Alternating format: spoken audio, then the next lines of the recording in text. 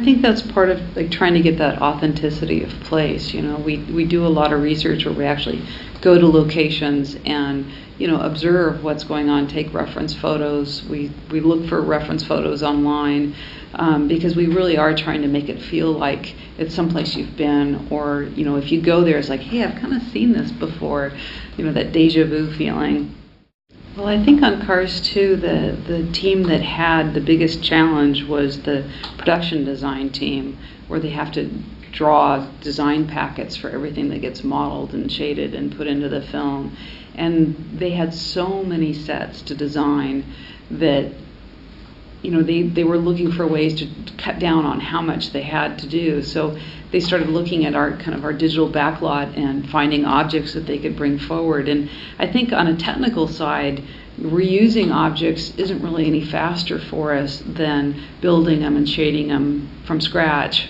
It's about the same amount of time usually, but it saved the design team a lot of work. And I think we reused a lot of things from Ratatouille because Harley, being the designer on both films, knew what was there. It was designed in a way he would design it since he designed it in the first place. And so it was pretty easy for him to just like, yeah, I want to reuse that chandelier.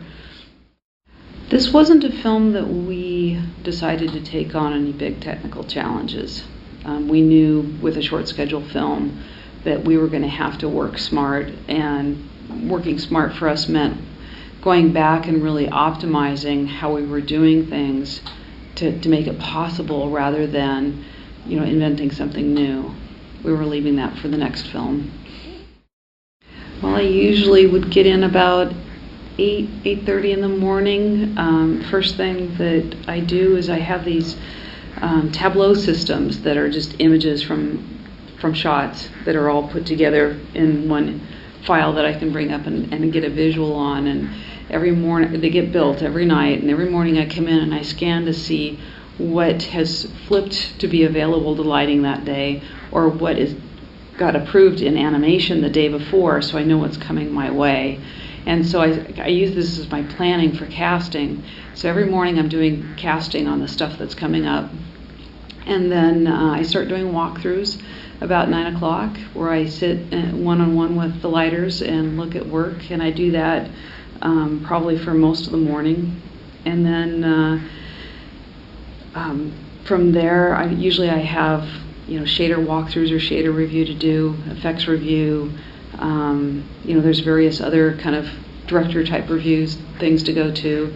In the afternoon, there was often sweatbox, which is our process of deciding when something's ready to be completed, where the shot, like there's no outstanding work in any other departments. It's kind of like a final check pass. And then I do more walkthroughs. And usually, probably by about 6 or 7 o'clock, I stop doing that, and then I spend my evening often doing lighting studies for the work coming up. And that's pretty much a common day.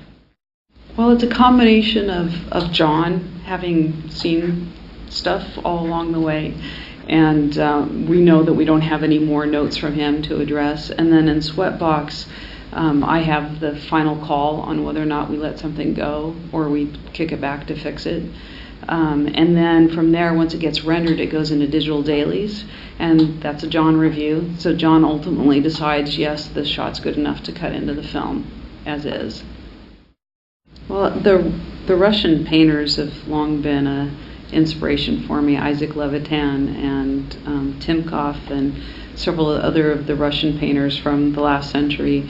Also Anders Zorn is another one of my painting heroes. But as far as cinematography goes, you know, there's so many of them, it's hard to name them all. But, you know, Roger Deakins, Conrad Hall, Caleb Deschanel, all of the Polish cinematographers that I can't pronounce their names properly, so I'm not going to even try.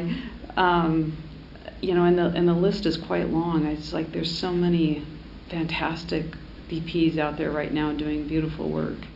Well, I think for cinematography, what really takes my breath away is when I see very thoughtful composition decisions and a nice, strong, consistent style that's unique, something that you can tell they've put a lot of thought into kind of how they want the piece as a whole to feel. Like, for instance, Roger Deakins, each of his films has a very distinctive, strong, powerful look to it, and they don't look like he's just repeating himself and doing the same thing over and over again. It's like, the Jesse James looks very different than Oh Brother, Where Art Thou?